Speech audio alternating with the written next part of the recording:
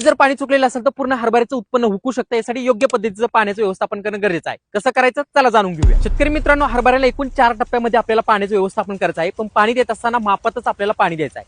त्यावेळेस आपण पहिलं पाणी देणार आहोत. हरभऱ्याची पेरणी करून झाल्यानंतर लगेच पाणी द्यायचं आहे. पहिलं पाणी देत असताना आपल्याला 3 तास द्यायचं आहे.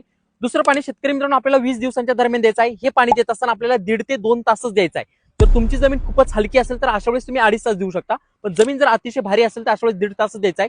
हे पाणी जर तुमचं जास्त झालेलं असेल तर या ठिकाणी तुम्हाला खूप मोठा धोका होऊ शकतो. कारण हरभरा पिकाची खूप मोठ्या जास्त प्रमाणावरती मर होऊ शकते.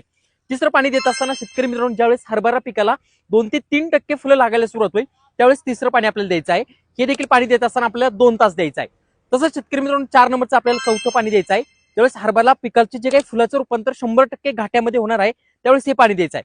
हे देखील पाणी देत असताना आपल्याला 2 तासच द्यायचं आहे. सांगितलेल्या वेळेमध्ये आणि सांगितलेल्या तासामध्ये शेतकरी मित्रांनो हरभरा पिकाचं पाण्याचं व्यवस्थापन करा, जेणेकरून जास्तीत जास्त फायदा होईल.